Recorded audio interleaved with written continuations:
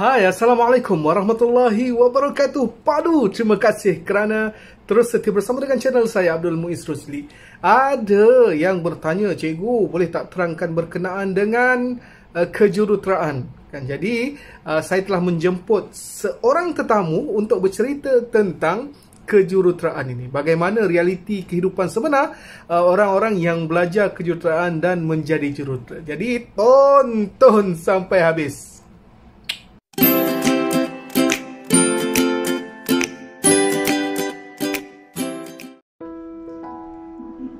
Okey, boleh perkenalkan diri? Okey, saya Ashraf. Saya bekerja sebagai engineer. Okey. Engineer ni apa sebenarnya? Engineer ni orang yang bekerja di dalam bidang teknikal. Dia manage dan dia menyelesaikan masalah. Seringkasnya itulah engineer. Kalau tengok macam dekat TV tu, engineer ni tukang apa? Kertas besar, awet ramai. Hakikat engineer tu macam mana? Okey, kalau kita tengok dalam drama, dalam movie, kebanyakannya engineer akan dipotray sebagai watak yang macam tu lah. Tapi dia boleh jadi betul, boleh jadi salah lah. Kalau kita sebagai seorang yang baru mula bekerja, nak dapat watak macam tu dalam dunia sebenarnya taklah, kita susah nak dapat sebab kita baru bekerja. So biasanya seorang yang baru graduate daripada universiti, dia akan bermula dari bawah lah. Dia akan pergi site, bawa drawing, baju mungkin tak sekemas macam drama, compang-camping, bilik pun akan bersepah dengan drawing dan sebagainya. Jadi dalam dunia sebenar tak samalah macam yang kita tengok di dalam TV. Okey. Macam mana perjalanan Encik Ashraf ni daripada dulu sampai menjadi engineer? Maksudnya belajar di mana, ambil bidang apa?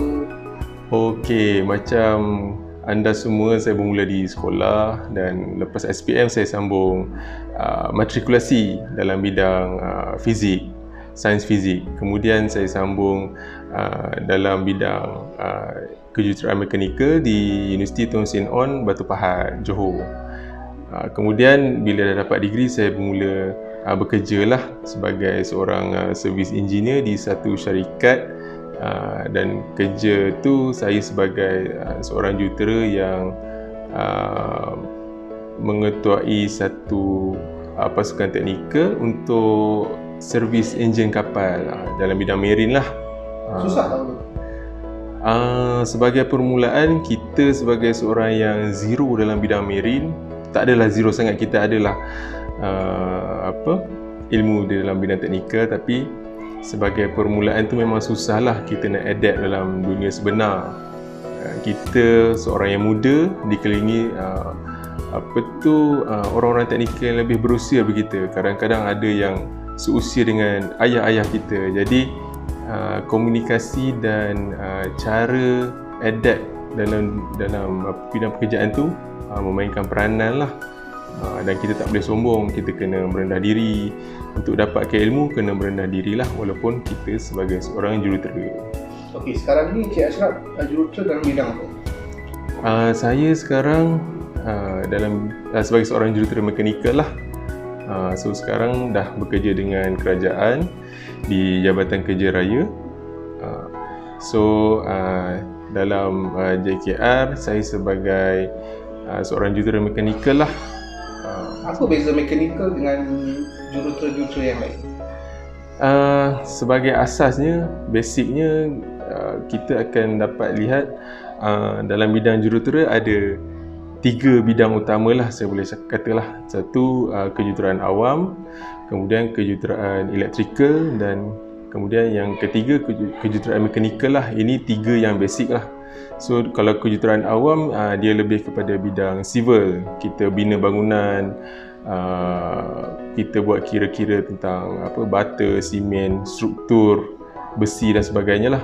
Kalau dalam bidang elektrikal, kita lebih kepada perkakas-perkakas elektrik lah, cabling, wire, electrical board dan lain-lain lah. Kalau mekanikal, dia lebih kepada machinery.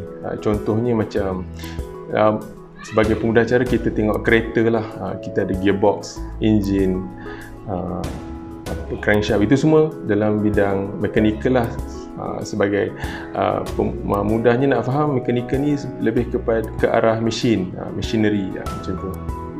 Okey, soalan seterusnya, sebagai seorang yang nak kerja engineer, apakah persiapan yang perlu mereka buat sebelum dapat kerja tu supaya dengan ilmu yang mereka ada, mereka boleh diterima untuk bekerja?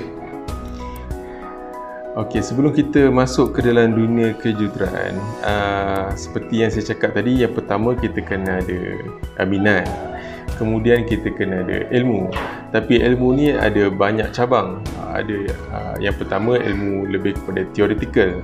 Apa yang kita belajar di sekolah, di kuliah-kuliah universiti dan sebagainya. Tapi ada satu lagi cabang yang juga tak kurang pentingnya, iaitu pengalaman kita menggunakan tangan kita, hands on orang kata. Hands on. Biasanya jurutera ni dia seorang yang suka menggunakan, dia ada skill. Contohnya budak-budak sekolah yang suka main motor, contohnya. Dia suka buka motor, servis motor, korek blok, bagi laju. Itu antara perkara-perkara yang boleh mencetus minat dia untuk menjadi seorang jurutera. Tak semestinya mak-mak rempit di luar sana tu tak ada masa depan. Kebanyakan jurutera yang saya kenal asalnya di sekolah dulu dia main motor, ada juga yang lumba motor, tapi dia menggunakan ilmu waktu muda dia tu untuk menjadi jurutera yang berjaya pada masa depan. Itu juga merupakan satu cabang-cabang ilmu juga. Tak semestinya dia lumba motor tu dia seorang yang tak berilmu, tak ada masa depan, tak juga. Sebenarnya dia ada ilmu. Jadi selain daripada itu, dalam dunia hari ini, bidang kejuruteraan, antaranya kejuruteraan mekanikal sendiri, kemahiran komputer pun adalah sangat penting lah. Contohnya kita perlu menguasai selain daripada Microsoft Office untuk buat surat dan sebagainya, kita perlu juga menguasai beberapa software komputer yang berhubung kait dengan kejuruteraan lah. Contohnya AutoCAD, contohnya MATLAB, contohnya SolidWorks. Jadi software-software ini menggantikan kemahiran-kemahiran lama lah. Waktu belajar dulu mungkin kita diajar untuk melukis menggunakan tangan dan peralatan-peralatan dan sebagainya lah. Tapi di dalam dunia kejuruteraan sebenar, kita akan lebih menggunakan komputer. Jadi software-software seperti AutoCAD, SolidWorks sangat membantu kita untuk menjadi seorang jurutera bila kita mula bekerja lah. Jadi kepada adik-adik dan tuan-tuan di luar sana yang berminat, boleh mula belajar. Sekarang kita boleh belajar apa saja contohnya dalam YouTube pun ada banyak mengajar kita mengenai skill-skill menggunakan perkakas AutoCAD contohnya. Jadi kalau kita ada masa, kita boleh mula-mula belajar lah. Macam tu lah. Okey, soalan terakhir. Apa nasihat Cik Ashraf kepada penonton-penonton channel untuk yang minat nak sambung dalam bidang kejuruteraan? Okey, pada saya sesiapa pun boleh terjun ke dalam bidang kejuruteraan. Tapi yang paling penting ialah kita punya obsession, kita punya passion, kita punya minat lah yang sebenarnya akan mendorong kita menjadi seorang jurutera yang berjaya. Ada orang dia masuk ke bidang kejuruteraan walaupun tanpa minat, tapi kemudiannya minat tu datang, tu pun boleh berjaya juga. Tapi ada orang dia masuk ke dalam bidang kejuruteraan tanpa minat dan dia terus bekerja tanpa minat. Itu saya rasa merugikan lah. Jadi kalau kepada tuan-tuan di luar sana, adik-adik yang berminat nak jadi jurutera, pastikan dalam diri tu ada minat dan yang paling penting ialah ilmu lah. Di sekolah kita diajar dalam matematik dan sebagainya. Itu antara ilmu-ilmu yang penting lah di sekolah.